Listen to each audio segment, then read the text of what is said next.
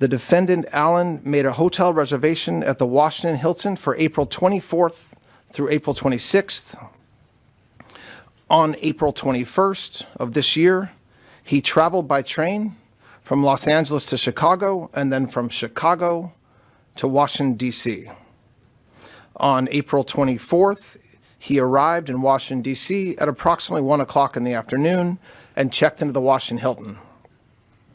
Approximately at 8:40 on the night of April 25th, Allen approached the security checkpoint on the terrace level of the hotel, which is again a floor above where the dinner was taking place. He ran through the magnetometer holding a long gun. As he did so, U.S. Secret Service personnel assigned to the checkpoint heard a loud gunshot. One Secret Service officer was shot in the chest, but was wearing a ballistic vest that worked. This heroic officer who was hit fired 5 times at Allen, who was not shot, but fell to the ground and was promptly arrested. You may recall that it was on March 2nd that the president indicated that he would be attending this public event at the Hilton. And on April 6th, that's when Cole Allen first made a hotel reservation at the Washington Hilton for 3 nights, the 24th, the 25th, and the 26th. It was on April 21st that he traveled all the way from the West Coast, from his home near L.A. He gets to Chicago on April 23rd, and has been indicated he arrives in D.C. on the 24th, and he checks into the hotel at about 3 p.m. He stays overnight. He is very much aware that the president and the first lady entered the ballroom at 8 p.m. And it was at 8:40 that he made a decision to rush the ballroom. And thank goodness, law enforcement, the Secret Service, was able to prevent him from getting into that ballroom. He was not injured other than some kind of scrape on his knee. Now, as indicated, these are the weapons that the defendant had on his person. You can see that's a 12-gauge pump-action Mossberg shotgun. It's a .38 semi-automatic. He had at least 3 knives and all kinds of paraphernalia. So any suggestion that he wasn't there to do harm is absurd. We will prove when he purchased these guns. They were purchased in California. Why is that relevant?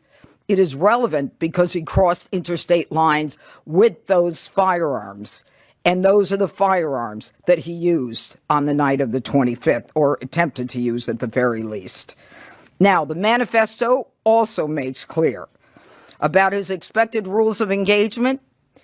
You know, you can look at it and read it, and it may seem kind of la, but at the end, make no mistake, he says, I am targeting the administration officials.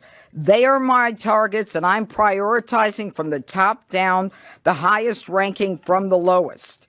And I will not hesitate to get involved in any kind of encounter with anyone who blocks me from the president. Now, finally, let me say one thing. Within days of the president nominating me to be the United States Attorney for the District of Columbia, I was at the scene of a double homicide where one Elias Rodriguez crossed state lines from Chicago with a firearm to commit a felony in the district. He's now indicted for the murder of 2 individuals, Laron Lashinsky and Sarah Milgram, here in Washington. Not long after that, another individual, Ramanullah Lachenwall, crossed state lines, again with a firearm, with intent to commit a felony here in Washington. He traveled from the state of Washington. He is now indicted with the murder of Sarah Beckstrom, a National Guardsman, and the attempted murder of National Guard Andrew Wolf. Today, we have Cole Allen, another individual, charged with crossing state lines coming from California with a firearm with the intent to commit a felony here in the district. Let this be a message to anyone who thinks that Washington, D.C. is the place to act out political violence.